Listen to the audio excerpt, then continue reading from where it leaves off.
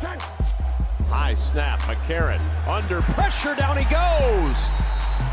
Breeland Speaks got there. If you guys were to run a race, who would win? I'd love Thanks, DJ. That was a rude awakening for Reed Sinnott. It's been problematic here today. Ta'amu goes down. Breeland Speaks, speaking that punishment into existence. Oh, what a day for Breeland Speaks. We're heading to the UFL today.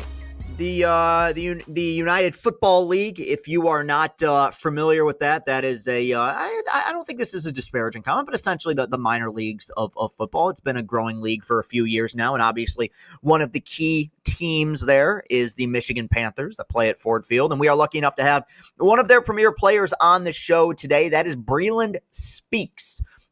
Former Ole Miss football player, Hottie Toddy. Definitely going to ask him about that. I wonder if he knows Ben Mintz. And we are going to talk about his time in the Kansas City Chiefs, where he won a world championship, and his bounce back and forth from the UFL back to the NFL, back to the UFL. He was the 2024 UFL Defensive Player of the Year. So interested to talk about the grind with him and his career as a football player. Second round pick back in, I believe it was 2018. So he's had a pretty remarkable run for himself. We're going to discuss all that. But before we get to the interview, we are on Twitter at Castellani 2014. If you're watching this on YouTube, I hope you hit that like button. I hope you hit that subscribe button. That way we can get those watch hours up. Hit that little bell. That way you're notified every time that we make a video. We are available in audio form on Apple Podcasts. We are available on Spotify. And, of course, all the content that Austin and I create can be found at CastellaniContent.com. That is the one-stop shop for everything we make. Chris and Company episodes, I'll Say This episodes, Tiger videos, everything your heart desires, you can find there. So go to CastellaniContent.com. I think that should do it for the show notes. We'll return on the back end and give our goodbyes. But for the time being, let's get to our interview with Breeland Speaks.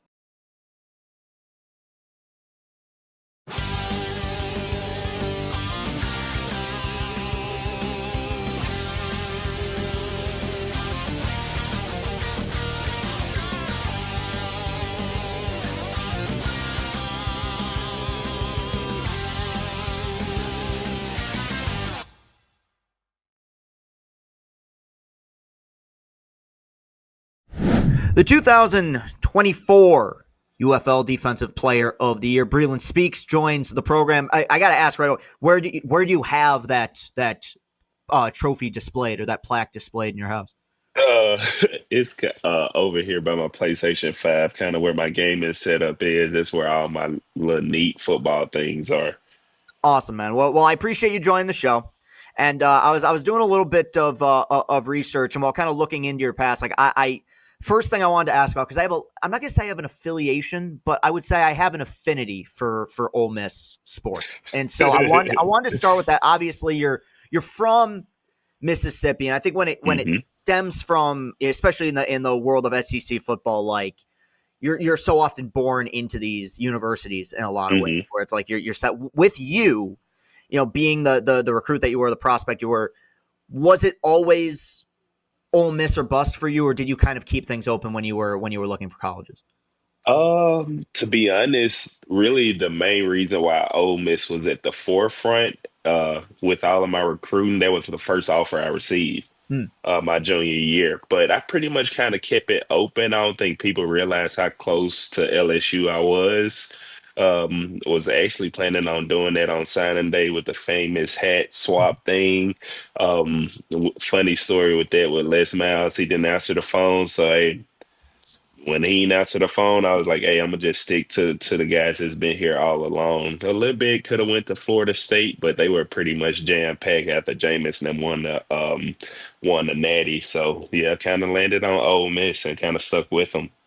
That's interesting. So it was you were like that close to potentially going to LSU. It was just Les Miles at the time not picking up. Yeah, I think what I called them, what signing day was on like that famous second Wednesday of February. I called them, I think Monday, didn't answer, and then they got the signing day. And of course, I don't think people realize, like, I signed my, I think, was it like the letter of intent or whatever? I signed that at like 6:30 in the morning. Like it does. Like I think some people can hold off or whatever and do like the hat swap, but when he didn't answer that phone, my mom brought me that paper at like 6:30 Wednesday morning. Like, go ahead, send this in so we can fax it in, and then yeah, kind of proceeded with the rebels. Is there a big relief when a process like that is officially over, or does the pressure kind of amp up being like, hey, I got to perform now? Were you able to kind of sit back and be like, all right, the long kind of searching process is fine. I found my place at Ole Miss. I think it kind of ramps up because at that point you kind of realize you know where you're going, and then the idea of okay, cool, I kind of gotta adjust to the college way of workouts, practices. I gotta adjust to that, so it kind of ramped up. And what I think I reported to Ole Miss the same day I graduated, like later on that day. So we were already into summer training, summer school, all of that already. Interesting. And I feel like lately with in the Lane Kiffin era of Ole Miss, like I think it feels like they've gotten this kind of this boost in terms of like facilities and upgrades, and you know Oh yeah, there's been a real evolution. oh I yeah. do you find yourself like looking back on it, feeling maybe a little bit of resentment, or not resentment, but maybe a little jealousy, being like, man, I wish I could have played a little bit in this era where like Ole Miss, like it's kind of the place to be now. Do you ever feel that way? To be honest, what's so crazy about what Lane is doing now, it was a similar effect when Hugh Freeze kind of Yeah, first got the Ole Miss, and we had that first that top five recruiting class the year before me, and it was still that excitement. But I will say I went back for the Egg Bowl this past year, and just to see all the new facilities, to see all of the in-game like traditions they've started. They got like the drones in the air, yeah. halftime, like come to the sip. I was like, dude, like it didn't look nothing like this when I was here. But I'm just happy that we've always kind of been deemed the little brother of the Mhm. SEC, and it's like, okay, cool. Now we're starting to get some bells and whistles to where we starting to look like true Power Five or Power Four school.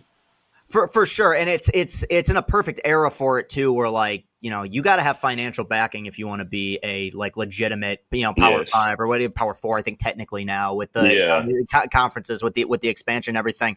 And you played in the SEC at a time when like, and it's not to say it's not competitive now because it is, but like it was a different time. that little window that you were a part of, I would say it probably started. I don't know, it went on for. It probably was even pre Saban at Bama, but definitely at that part when like they were at their peak. And you had LSU was great, and Auburn made it to the Natty a few times. Like that was probably Hmm. the single most competitive conference that we've Oh ever yeah. seen in college football, probably college sports.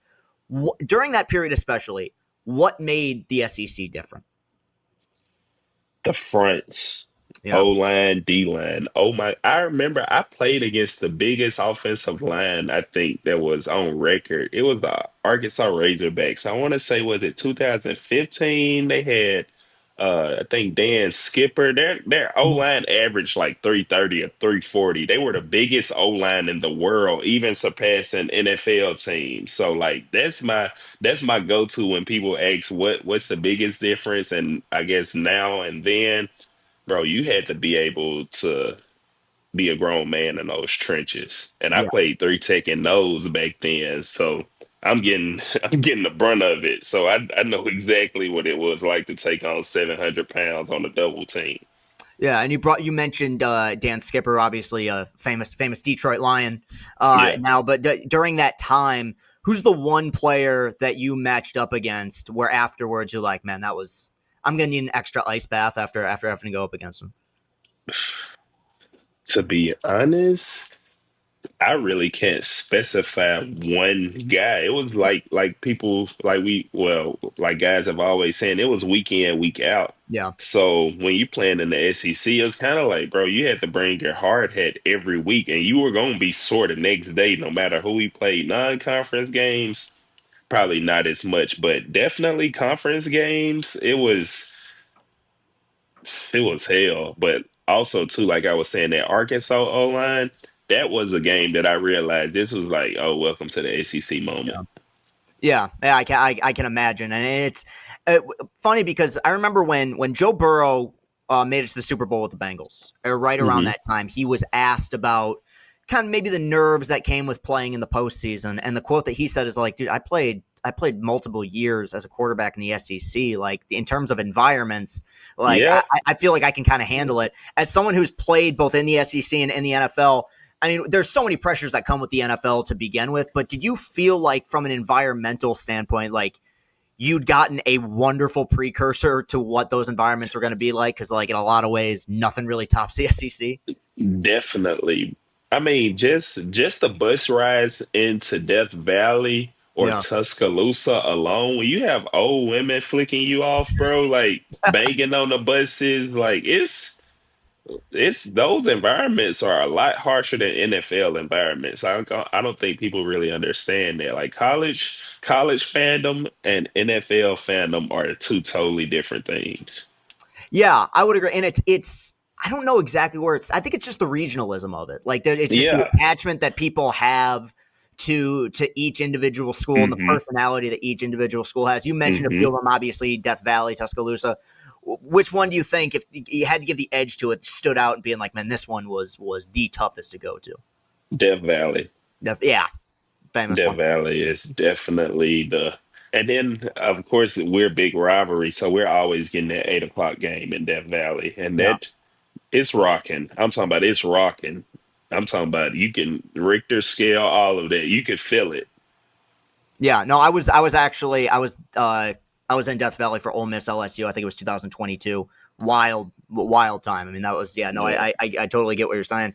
Moving ahead to kind of your time as going from NFL and then obviously to the UFL, and I think it's a Mhm. it's such an interesting journey at the introspectiveness, so to speak, that people have about their time when they're coming up. And with you, second round pick, you have success with the Chiefs, win a championship there, and now you've been having a tremendous amount of success in the UFL. When you look back on that time in your life, is there anything that you would do differently, or do you look back on it and say like, you know what, I'm really proud of the way I went about things? Like I wouldn't have it any other way.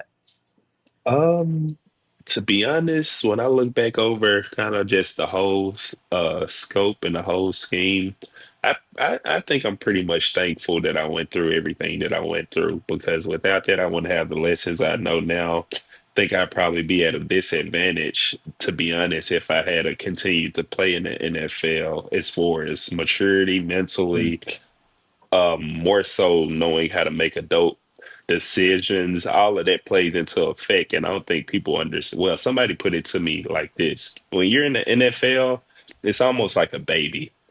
Yeah. Everything is taken care of for you. When you get out of the NFL, that's the real world. That's when, okay, you got to handle these things on your own. You got to do certain things. So, all in all, I'm thankful for it. When you're playing in the NFL, and it's interesting analogy you make of kind of things being given, so to speak. It's the biggest league in the world. Does it become easy to take those things for granted, even in the short time you might be there? Definitely. If you don't have your head on right, or you're not listening to the right kind of people, you can get lost in the shuffle very fast. And I feel like that was something that kind of happened to me. But like I said, once again, I wouldn't have it any other way, because without going through those things, I guess early on in my career, I wouldn't be the man that I am now, able to do the things that I do now. For sure. And I brought up the SEC earlier, but I really love, and one thing that I ask about a lot on the show is like when people are around greatness before people are aware of how great something is. And I hmm looked into, obviously, I feel like you had kind of a front row seat to the early ascension of Patrick Mahomes in a lot of ways, I and did. it's very fun. I like asking about that stuff because there's some instances where and some guys just don't, in because it was 2018, 2019. So obviously he pops off in 18, hmm but this was before he won the Super Bowls. He won the hmm MVP in 18, so you kind of had a front row seat to the ascension before playing before going into his first start. Did people on the team have an idea of like, dude, the league is not ready for this guy, or did he just burst onto the scene when you saw him, on the field? I think I think more so the older guys who had been there the year before and saw Patrick Yeah. play and got to see that Liberty snippet against, I think, Denver, Mhm. and got to see what he was able to do. Those guys kind of had an idea. when I came in rookie minicamp or rookie's report for training camp, one of the first 707s, picked them off. And I was talking to my dad, and it's so funny just talking about it now because I've seen where Pat has gone since then, Yeah. but it was a time where almost like you know how the fans are at the training camps Yeah. and they're watching. It was a time where the fans were looking for a reason to clap for the offense Yeah. because, and I was kind of talking to my dad. It was like he was asking me, he was like, "How y'all think y'all gonna do this year?" And I was like, "Oh no, Dad, I don't know if Pat can play."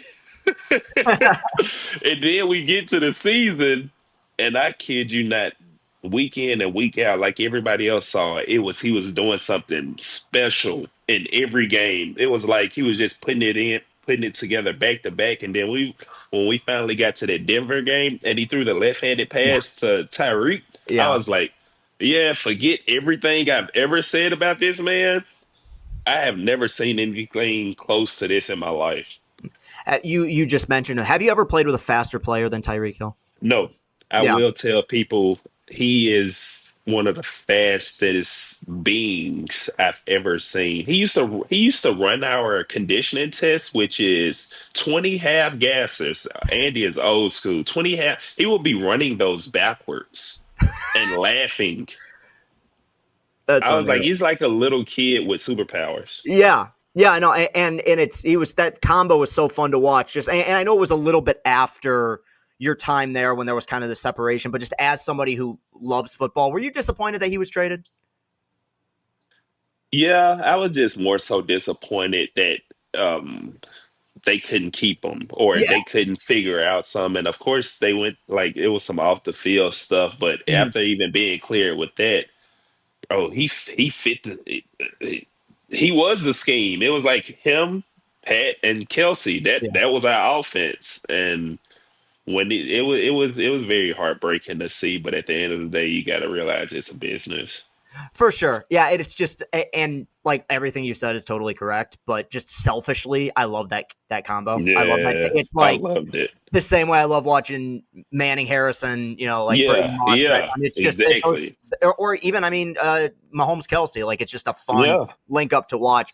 And you after your time with Kansas City, you're kind of bouncing around several different practice squads. You have multiple Hmm. stints with the Cowboys, Hmm. and these are always whether it's we have a lot of athletes on here, but whether it's football or baseball, these are always the stories I appreciate because there is in all sports like failure is inevitable and disappointment is inevitable. Hmm. And I think that in so many ways, like the best are the ones that are able to kind of respond to any sort of kind of negativity during that time. And you were healthy at this point.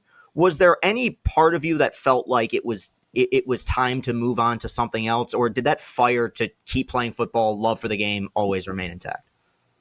I think the fire definitely remained intact, but the biggest thing for me, especially trying to cross over to the USFL, was I was still kind of doubting could I even still play football. I love football. I love the sport. I love to play the sport. It was almost a mental thing to where I was still going through like, okay, this is the first time I hadn't received a call like for a practice squad or a job or whatever.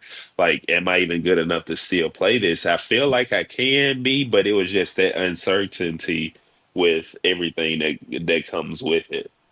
For sure. And I think that it's so that lack of belief can kind of come in the back of your head, like inevitably when you Hmm. hear no from so many different things. Yeah. And obviously, UFL comes about. It's a new league. It's something that I feel like for the longest time, football as a sport has been trying to expand to something that it has kind of this farm system, so to speak, Hmm. and it comes around. How did this process with the Panthers begin? So, what's so crazy? Steve Kazar, our general manager with the Panthers, he called me personally. Didn't reach out to my agent. Didn't reach out to anybody else. Me and my girlfriend and Steve sat on the phone and basically kind of got on terms with just basically getting on a team. We kind of laid it all out. I put my cards on the table. He put his. Just needed the opportunity to show that I could still play ball. That was the biggest thing for me. And Steve, I think that was December 2022 before. Uh, Yeah. yes. Yeah. Yeah. So we had a conversation, I want to say a couple days after my birthday. And I prayed about it and definitely felt like that was something from above. Yeah. And is there a relief in a moment like that, being like, okay, because it's got to feel some level of tension release to be like, okay, somebody Feels wants good me, to be somebody wanted. wants Yeah. me in this game. Feels Yeah. good to be wanted. Yeah, Yeah. definitely. Yeah, I would imagine, and it is kind of a new, it's a new universe, obviously, and the league itself was like really kind of in the early stages. Yeah. And of course, Panthers come along, Detroit comes along. How much familiarity did you have at that point in your life with the city of Detroit at all? None. Yeah. Never had been. My first meeting with, I guess, the greater up north was with this 17-hour drive from Oh wow. Dallas to Ann Arbor. Yeah. So it was different, but I was all for it, man. Like you said, I'm somebody who loves football, somebody who wants to be a part of something great. So at the end of the day, I threw caution to the wind and decided to take a leap of faith. Do you, as somebody from the South, ha, have you gotten acclimated to cold weather? Or is that one of those things you just never get used to? I don't think you ever get used to cold. Man, I've been living in Michigan for 30 years. I feel the exact same way. Winters just hit differently, and it's like it's one of those things too, where I still contend, and some people disagree with me on this.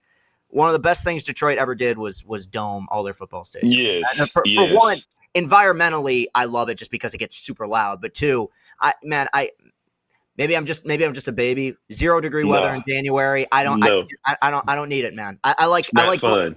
I like going to the playoff games where I can take off my jacket and just kind of chill and watch. So it's yeah, for what people call football weather, I guess technically, I'm like, no, I like football weather when it's like 65. Like I like fall football. Yeah, I was about to say exactly. That's ideal.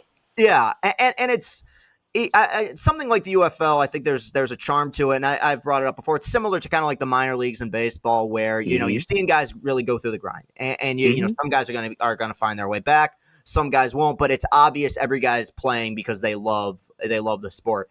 Do you Hmm. find yourself in this period of your life? Do you find yourself having more fun playing football than you have in the past, or is it just kind of a different set of responsibilities?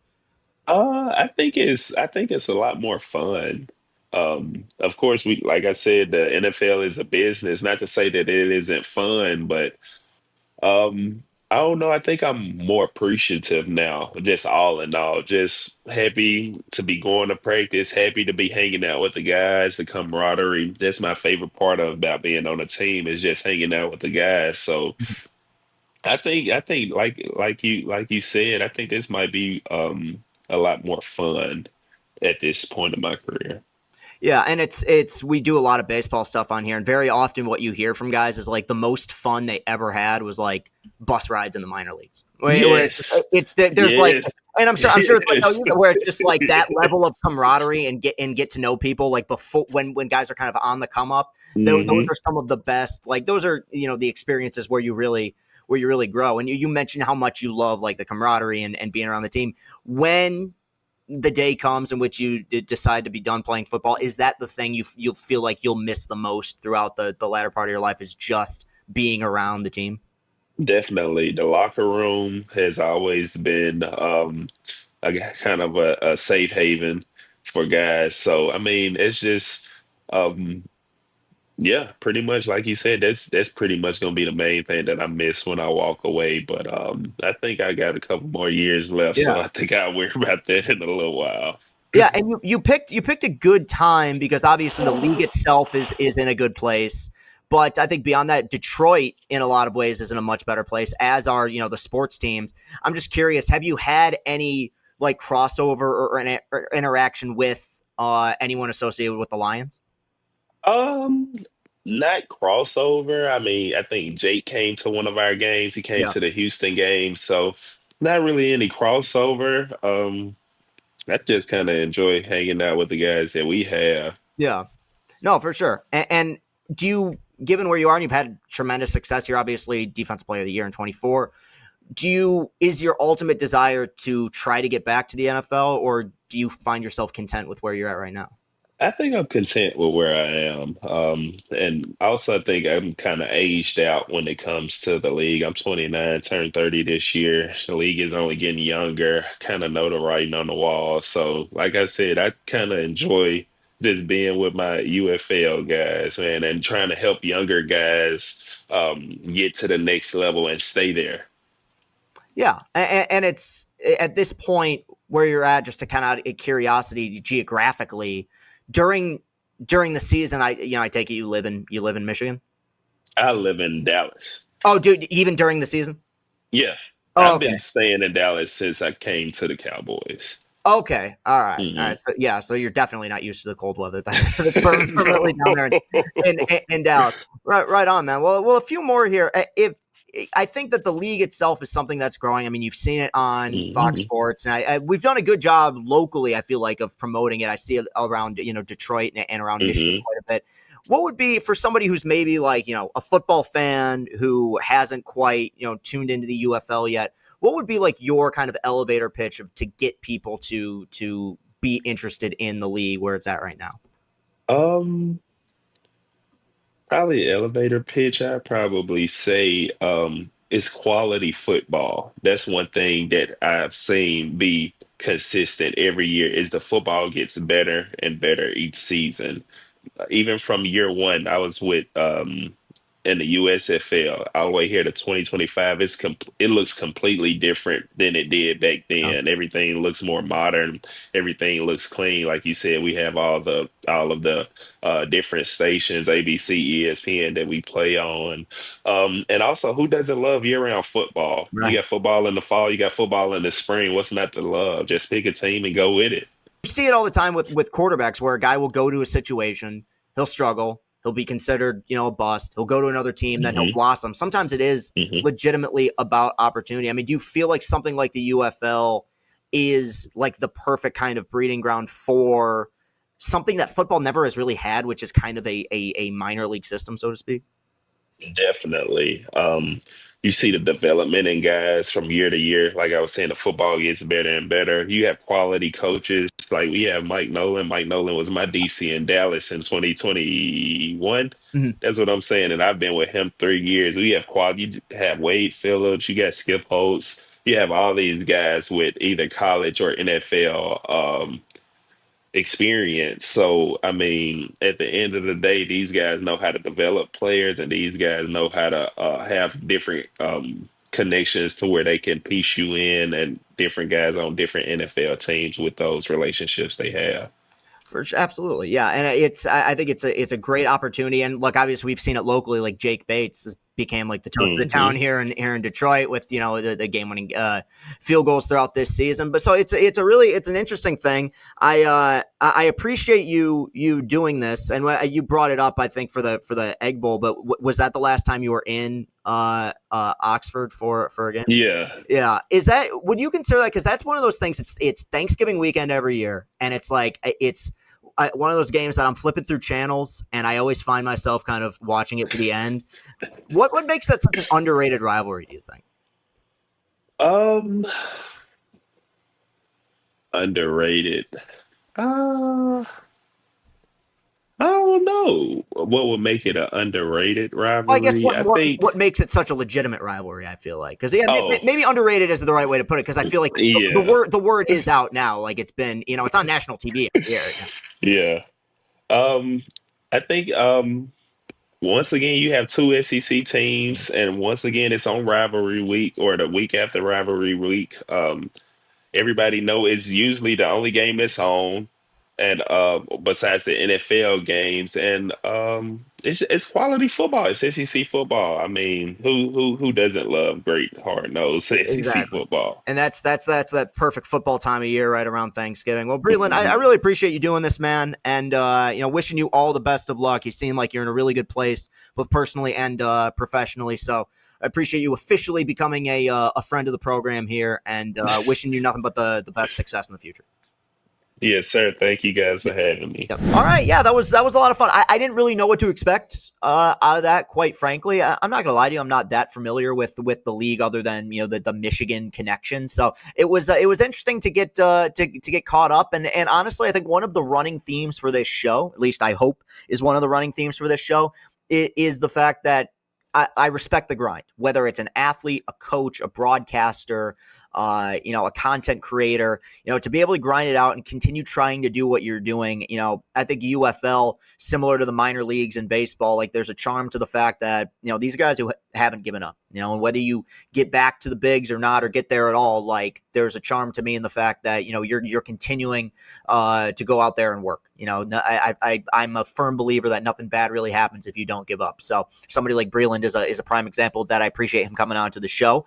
You can follow me on Twitter at Castellani 2014. If you've been watching on YouTube, I hope you've hit that like button. I hope you've hit that subscribe button. That way we can get those watch hours up. We are available on Apple Podcasts in audio form. We are available in Spotify in audio form. And of course, everything that Austin and I make, movie reviews, content, Tiger videos, I'll say this, Chris and Company, can all be found at CastellaniContent.com. There is our one-stop shop for everything that we create. Want to give a shout out to the PR team for the Michigan Panthers who helped put this together. And of course, my producer and friend, Austin Sisler, who continues to do a bang-up job behind the camera, as he makes me look better than I have any right to. So we will be back. We got our guests lined up for the next several weeks. I'm not going to give away who quite yet, because quite honestly, I don't know what the order is that those guests are going to be in. But when I have it figured out, I will announce it. So thank you for continuing to support and follow along in this journey.